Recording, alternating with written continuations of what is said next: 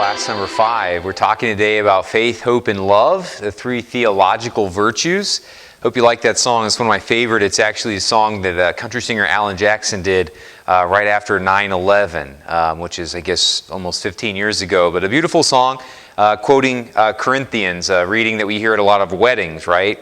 Talking about love is not patient, or love is patient, love is kind, and so forth. At the end of that, St. Paul says, faith, hope, and love, these 3 things remain, but the greatest is love. And so we're going to talk about these things. What is faith, hope, and love? What do they mean? We hear some of those words a lot. They have a particular meaning for us as Catholics in a particular context in which we use these words. So we want to look at these for a little bit. But before we do that, I actually just want to begin by looking at, we're going to talk about these things in relationship to the First Commandment today. We're going to go through the next 10 weeks will be a launching point of each of the commandments. So this week we'll do the First Commandment, next week we'll do the Second Commandment, and so forth, right? So I want to just talk, before we dive into faith, hope, and love, I want to look at the commandments themselves, right? And what I did was I went through and I pulled out a lot of the artwork, some famous images that people might associate with the 10 Commandments. This is from a famous Bible image, that the Dore Bible, a guy who did a lot of sketches for each of the different scenes in the Bible. These are some other ones from the movie, The 10 Commandments, right? And so I think a lot of times when we hear the 10 Commandments, what we think of is, God and lightning and storms and, smoke and fire, and God just like, these are your commandments. Follow these or you will burn, and just like, angry and so on and so forth. And there's definitely, in the story of the 10 Commandments, there's definitely power. Like we see God's power manifesting itself. But what I want us to get away from is, or maybe just invite us to reconsider, is it's not at all God being angry. God doesn't get angry in that sense. He just is powerful. He's all-powerful. God is all-powerful. So I want us to think about this. How do we view the 10 Commandments? And I think a lot of times it has to do with, as well, couched in that, is also how we view God. Right? We view God a lot of times as that lawgiver, as the great Oz, where there's the smoke and the fire and the clouds, and God just is like, you will do this or you will die. And that's how we view God. And I think that impacts a lot of then how we act and how we enter into that relationship with God. We almost view ourselves as slave to God, the slave master, right? And so God's controlling us with the 10 Commandments and saying, do this and do that, and if you don't, then I will kill you. And I think that what we really have to recognize is that we have to see all the things that God teaches us. And the 10 Commandments as well, as part of this. We have to see these things as gifts. We have to see them as God saying, look, you need this. I love you so much. I love you more than you love yourself. And these 10 Commandments are gifts. Now we can talk, why is God powerful? Why was there thunder, lightning, and earthquakes? Well, because in some sense the people needed to see His power. That's all they operated under at the time.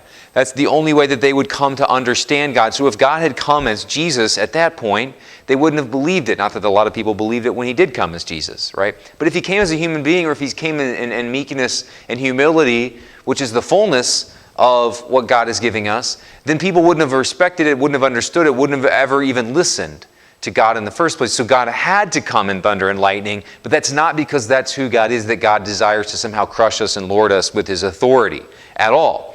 So we have to see these things that God has given us in the laws, the teachings, the commandments, etc. We have to see them as God, as instead I invite you to see them as a loving Father saying, I want you to be happy, I want you to be at peace, I want you to know me. Here is how.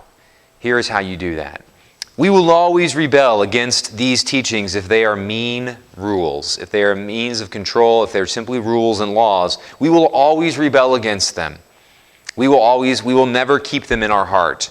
We will at best keep them on a surface level and maybe do what God is asking, but not really do it for the right reasons. So, first question that I want us to consider, our first question to write down on our piece of paper, or however we're doing that today, is some of what is right and wrong can be known by us as human beings from the start. This is called what type of law. We've talked about that in a previous class. Some of what is right and wrong can be known by us as human beings from the start. This is called what type of law? It's called blank law, okay? The reason I bring that up is because what we see in the Ten Commandments is not natural law, and there it is, I just gave you the answer. What we see in the Ten Commandments is not natural law, not things that we could have known from ourselves. It's God giving us and starting to say, okay, look, some things you know in your heart, but I need to give you now a further gift. I need to give you things that you can't understand or can't know on your own. And so I'm going to tell you how to order your life to avoid the pain of sin. And the harm that sin does you. I need to give you these commandments because you can't know them naturally, so I have to give them to you. Okay? So, the first commandment, again, our launching point for the day, what we're going to be talking about today. And it's a fairly lengthy one from Exodus, but I think it's worth reading the whole thing because sometimes we just summarize it and condense it, but there's a lot of good stuff here. Okay, the first commandment, this is from Exodus chapter 20. I am the Lord your God who brought you out of the land of Egypt, out of the house of bondage. Slavery to sin, right? You shall have no other gods before me. You shall not make for yourself a graven image or any likeness of anything that is in heaven above, or that is in the earth beneath, or that is in the water under the earth. You shall not bow down to them or serve them. That's the expanded version of the first commandment, okay? Now, basically, what God is saying there is this. He's not just saying like, oh, well, I'm a jealous God and I don't want you to make any images because I just happen to be mean like that, or I just happen to be jealous or petty. No, what God is saying is you need to know me. You need to know me. You need to know how I operate. Because if you don't, it won't make sense. Nothing else that comes after this, if you don't know that I am the Lord your God, and if you don't know who I am and how I operate, if you also give some of your energy and time to other things, there is no other God, he's saying. I am God, and you need to meditate with that, pray about that, come to know who I am. I'm different. This is an image of some of the Olympian gods, the Greek gods, right? When I was in grade school, had some books and really loved, and they're great stories, and a lot of people do. A lot of even great Catholic people are well aware and study and have a good respect for the different Greek gods. And then the Romans had their own gods, and the Egyptians had their different gods. You might, for the Greeks, we're talking here like Aphrodite, Zeus, Poseidon, some of those sorts of gods that you might have heard of before. So, what the first commandment is coming along, and again, this is what ancient cultures had. Every ancient culture had their different gods, but they were very temperamental people. The gods they had human characteristics. They, sometimes they fought with each other. Sometimes they would, they came down and killed human beings or whatever, had sex with human beings. I mean, it was just all over the place, right? So this very convoluted. It was their attempt to try to understand the world, so they made gods for themselves. They made this up, Okay, well, there's a god of the sea, and there's a god of the river, and there's a god of the sun, and all of those sorts of things. And again, it's not that's not like this. We can understand why they did that, right? Because again, they had natural law, but they did not have the Ten Commandments. God had not revealed God's self to these people yet. So they tried to, this is what happens when you don't have revealed law, you have to make up something. You have to make up God, right? So what God comes along and says in the first commandment is, I am not another God like these characters that you guys have all made up. I am not one among many gods in heaven. I am God. I am the only God. I've made everything. And that deserves, you need to know that. Because if you don't know that, or if you don't believe that, then that's going to mess everything else up for you. And you're not going to really get who I am. I am different, God is saying. And that is a good thing for you. This difference that God is, the fact that God is not up there as the 13th member of this little, collection of gods from Greece, that's good news. And that's what gospel means, right? Gospel means good news. And so this is good news that God is different. That's a good thing. That's a good news for us because God is different. It's not just this petty sort of, bickering among people on a mountain somewhere. That's not really true. There is a God who made everything, who made heaven and earth, and who actually is now coming down, even though he didn't need to do this. God has reached out to his people. and has come down to us in this giving of us. The first encounter between God and his people is the Ten Commandments. This is the first time where God says, this is who I am. And he reveals himself to all the Israelites there on Mount Sinai, right? And so that, again, that's good news, right? And so religion then, we hear a lot about religion. What is religion? Religion, first of all, let me back up. Remember the virtue of justice, right? We're talking about the four cardinal virtues and so forth, and talking about some of the other virtues. Justice is giving to someone what they are owed, right? On a human level. I recognize that someone is owed something, the basic necessities of life, my respect, my love. It's giving them that to them. Now, religion then is a virtue as well. And religion is simply giving to God what God is owed. It's giving to God what God is owed. So what we're doing in our Catholic faith, in our Catholic religion, is we're simply offering back to God what God is owed. Why? Because of who God is. And how do we know who God is? We know who God is by the First Commandment. God is, I am not this new person.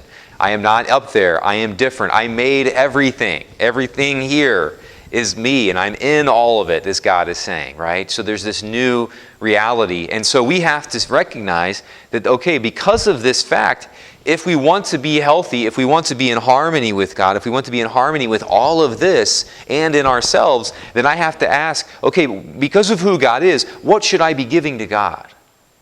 That's a healthy question. That's not like, oh, well, I got to go give God something, No, it's like, if you want to be in harmony and just recognize the way things work, right? That's what the law is. God saying, this is how things work. This is how if you want to be happy, do this.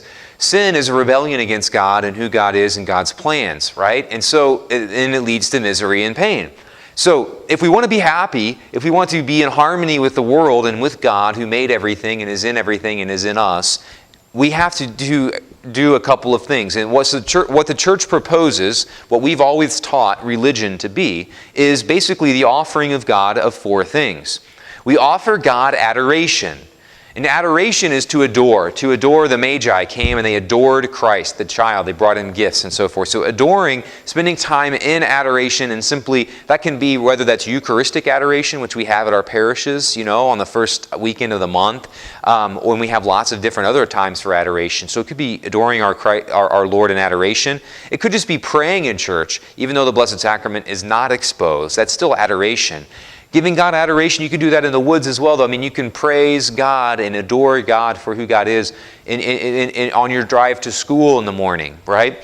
And so, but we owe God adoration. God's not saying, give me adoration. He's saying, look, God's the only person that can say, if you want to be happy and healthy and adore me, and be happy and healthy, then what you need to do is adore me. And he's saying that without being prideful or arrogant or anything like that. It's not like God's like, well, I'm kind of bored up here, so I need their love, so I'm going to make them to love me. That would be weird and twisted, right? And God doesn't need that. So God's saying, for our own sake, what we need to be doing is adoring God. And again, that can sound selfish, right? It can sound strange, but it's true. And God means it, not because, again, God's not saying, I need this. He's saying, you need to spend time adoring me for your own sake, because it will help you and make you happier, and you will learn about yourself and not fall into sin as much. We also need to be part of the virtue of religion as well. Another thing that we owe God is thanksgiving. Right? We come together, we give God thanksgiving. That is, anytime we praise God, we thank God for all the things that we have. If we ever get anything and we're from God or from just in general, and we're not thankful for it, that's a real problem. Because we very quickly, our hearts get hardened and we're not thankful. As soon as we stop being thankful to God for what it is that we've been blessed with, then we really just start to take everything for granted, and we become very actually unpleasant people.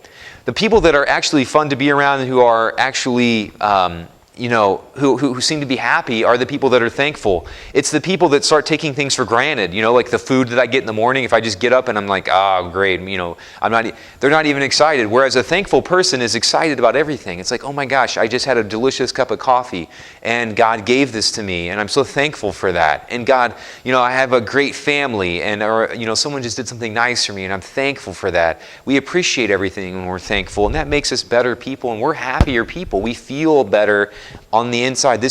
We are in harmony with ourselves and God's plan when we're offering thanksgiving to God. Another thing that we need to do, though, is to offer contrition. We need to be offering contrition to God. That's where God's saying, look, if you want to be happy and healthy and at peace and all of these things that I want to give you, then you also need to recognize and ask for and be sorry for the times where you've fallen short. You know, if you're not sorry for those times where you've fallen short in terms of living out God's plan, then pretty quickly things go wrong in your life too, because you're like, well, I'm not sorry for that. And then all of a sudden you're not sorry for the next thing, and those sins start to pile up, and you're not sorry anymore. So petition then is the fourth thing that makes up religion. It's the fourth action. Petition is basically, not only are we adoring God and we're giving thanks to God for everything, and we're also remembering our sins, petition is also, we're called by God to approach Him and ask for and make requests of God for things that we need. Now, God already knows what we need, right? That's the beauty of it. But God's saying, look, for your sake, I'm inviting you into this to have a role to play in praying for and asking for whatever it is that you need. So God already knew that I want my brother to be cured from cancer, but He's inviting me and has invited me into the role of also playing a part in helping or praying for that. And so that's a beautiful thing that God pulls us into that. And it helped me, and there was a great love that I had for God, and God allowing me the opportunity to offer up petitions and to pray for my brother. Even though, of course, again, I know God does the healing, and God already knew that I needed it and that I was going to ask for it, there was still a real beauty in getting that sense of having a role to play in getting to offer those petitions. Okay?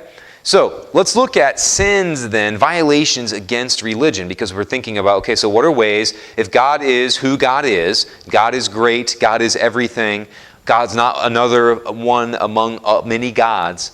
And religion then is giving to that God and recognizing who God is, and then giving things back to God. We can also recognize that we can fall short of those things. We can fall short and sin against religion. And these are just as important probably to pay attention to as well, because they help us understand what real religion is actually.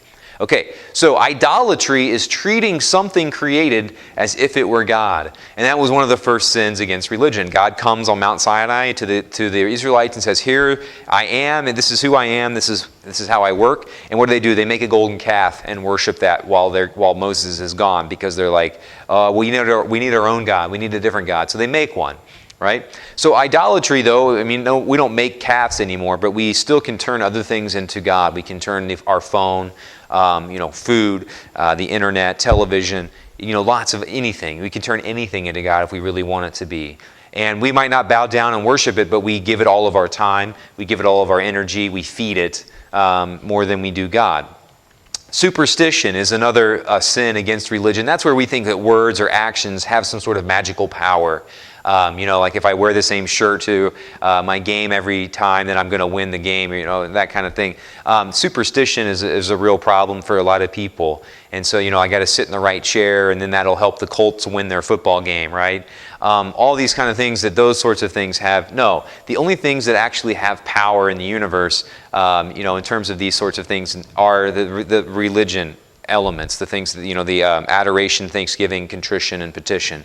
That's what makes up authentic religion, not this sort of sitting in the right chair or anything like that. Divination is another sin against religion, trying to learn secret information, and that can be very harmful for people. People will try to, maybe I could try to go to see a palm reader or something like that. Stay away from that stuff. I can't encourage you enough. That's going to lead down a dark road. It's the opposite of religion, and it gets us into trouble. Magic, we're not talking about a 2-year-old, pulling a bunny out of a hat or that kind of stuff. But we're talking about authentic people who are really trying to be magic, witchcraft and that sort of thing, trying to attain a good or evil effect through the occult, that kind of stuff. Irreligion is probably the worst. It is a complete mockery of God's goodness. That might be, we sometimes hear that, sacrilege, so taking something that's holy and misusing it to offend God or to mock God in some way is obviously something we need to pay attention to. So we have these different ways in which we can be irreligious, right? So we need to be paying attention to that. These have been temptations right from the very beginning. The devil plants these temptations in all of us, and we have to fight against them. Okay, so let's move on then. We said faith, hope, and love, and now we're going to get to that, right? What are those things? God gives us things that help us fall in love with God more, which is crazy, right? If we think about it, none of us would do that. We want someone to want us all on their own, right? We would never how can I force someone to love me? Because then we would know at the end of the day that then they're not loving me because I'm making them or tricking them or helping them. We want someone ideally to love me completely on their own without me giving them any help, without me somehow making them do that. We wouldn't want to do that. The crazy thing is that God wants us to love Him, but He also gives us things to help us love Him more fully, right? And so that's just, again, another awesome and the infinitely awesome goodness of God, right? And so one of the major gifts are the 3 theological virtues. Now, what do we call them, the theological virtues? We talk about the theological virtues because they're things, again, that God gives to us. They are things that are supernatural. They are things that come to us through God's goodness, right? They're gifts. And so those are faith, hope, and love. And again, we want that comes out of the context of 1 Corinthians, where St. Paul talks about faith, hope, and love being the 3 things that God's given to us. They're given to us. And anyways, here we go. Faith. Let's look at the first one. We hear these words all the time: faith, hope, love, or faith, hope, and charity. What do they mean? Let's break them down here real quick and spend the last part of the class doing that. Faith. The Catechism says faith is the theological virtue, which we just said, by which we believe in God and believe all that He has said and revealed to us, and that Holy Church proposes for our belief, because He is truth Himself. So God gives us the ability and helps infuse in us the ability to believe in Him.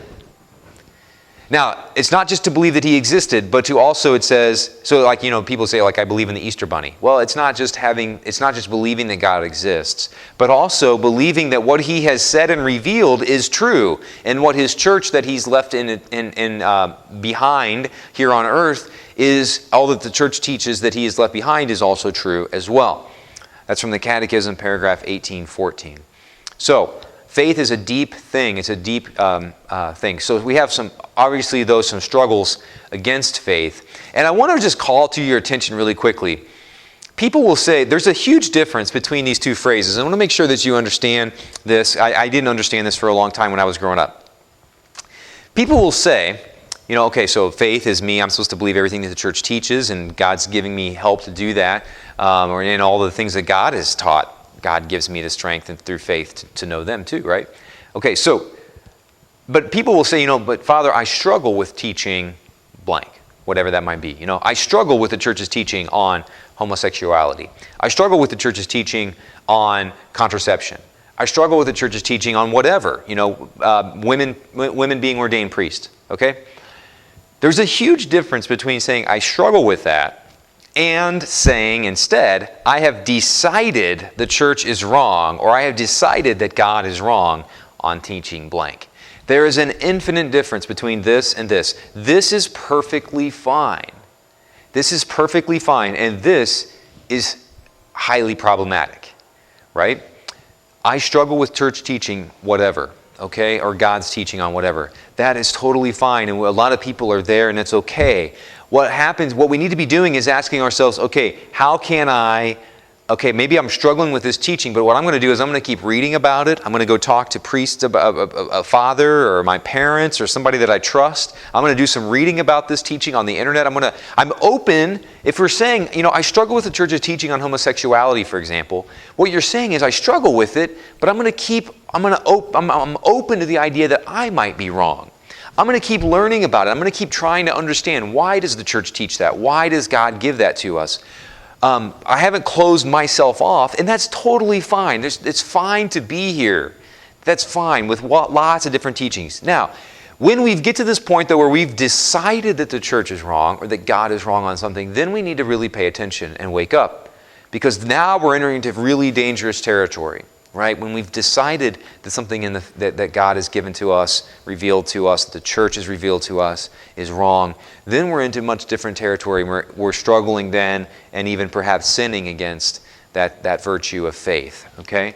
So let's look at some other sins against the theological virtue of faith. Because again, understanding the sins and how we can fall short can help us keep from doing them, keep from falling into them, right? Okay, so schism. You may have heard of that word, S-C-H-I-S-M, schism. That's a refusal to submit to the authority of the Pope. Right? And we have some churches that basically they believe everything and teach everything that we do as Catholics, but they just don't follow the Pope. They have a problem with following the authority of the Pope, and so they're in schism with us as Catholics. Okay? Heresy is another sin against the theological virtue of faith, and that's a rejection of a revealed truth, like we were just talking about. You may have heard of the Arian heresy, where they denied that Jesus was God, right? That Jesus was the second person of the Trinity. And so they rejected something that we knew that had been revealed to us through the church, that Jesus is God. And they came up, and this Arian heresy sprung up in the early church, and they said, nope, we don't believe it, right? And that's a heresy. That's a sin against faith. Apostasy is when you totally reject the faith when you used to accept it. You know, so you used to be a believer in the faith, you used to be a follower of Christ, and then at some point in your life you totally reject it.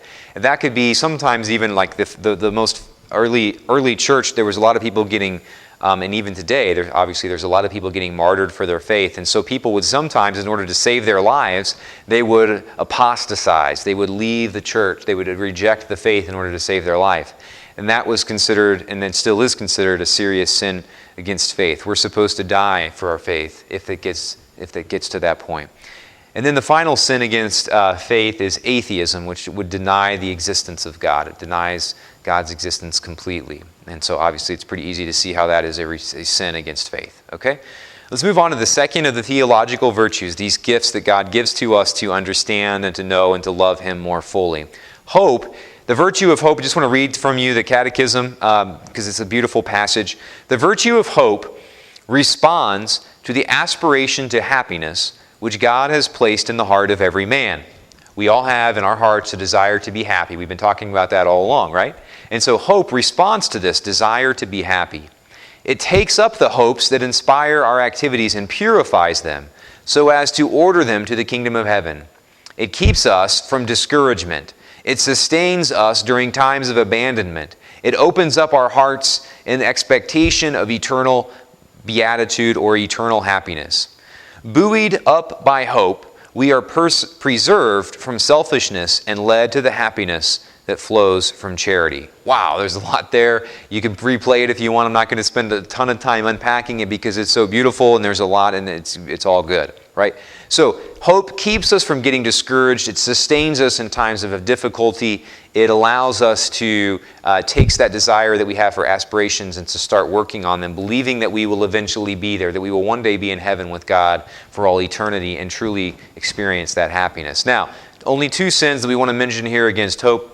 The first would be despair, which would be a willful lack of trust in God's mercy and love. Deciding, God can't forgive me for this, or, I'm such a bad sinner, I'm beyond saving. And I've heard people say that before, like, Father, you don't have time for my confession, I'm such a bad sinner, and blah, blah, blah. And it's really just a bunch of hogwash and pride, really. People, nobody, whatever you think you've done, God's heard it, God's seen it, and God's forgiven it many times, thousands, millions of times, okay? So we have to make sure we don't fall into despair. We have to realize that no matter what it is that we've done, God can welcome us home and is waiting to welcome us home. Presumption assumes that God will be merciful even if one makes no effort to live a Christian life. So that would be, I'm going to commit that sin, and I know that God will forgive me later. Either when I get to heaven, God's surely not going to send anyone to hell or not welcome me in. I can live my life however I want, and then God will be merciful to me. You also hear some people say, like, what I'm going to do is I'm going to commit that sin and then just go to confession. Right? And that's obviously really a problem. When you're saying, I'm going to sin because I know God's going to forgive me, that is a problematic thing. And so it's another sin, really, to say I'm going to do that sin and then confess it. So we have to make sure that we're not ever doing that. We have to be really careful against that. Okay, so the final theological virtue is charity or love. Okay, This is the theological virtue by which we love God above all things for His own sake, and our neighbor as ourselves, because we love God. So love is the response to God. It is how we approach God. We love God, and it also then, because then we love God, it causes us to do what He said, which is to also then love our neighbor as well. So charity, love is wrapped up in how we view God and how we view our brothers and sisters. Sins against charity. The ways that we can violate this theological virtue would first of all be indifference. Indifference is a lack of commitment in the exercise of the faith. Okay? A lack of commitment in the exercise of faith. It's basically the whatever. Okay? I don't really care about what to do. It's just this, I don't care what's going on. I'm just worried about me. I am, if there's poor people around, I don't care. If there's, people are killing Christians in the Middle East, I don't care. Whatever it is, I'm indifferent to it. It doesn't bother me. I don't care. Whatever, so that's indifference. Ingratitude is a lack of thankfulness. So we talked about thanking God, and giving thanks is part of religion, and it's also part of love. Ingratitude, not being thankful, is a sin against the love of God. Spiritual sloth, which is a sadness that comes because doing the right thing is hard. Many people want to be saints. They tell themselves, I want to be a saint, I want to love God, I want to do better. But when it comes down to getting to work on that, they're sad because they're like, well, then I'd have to give up that, and that, and I couldn't do what I want there. So they get sad because being good is hard.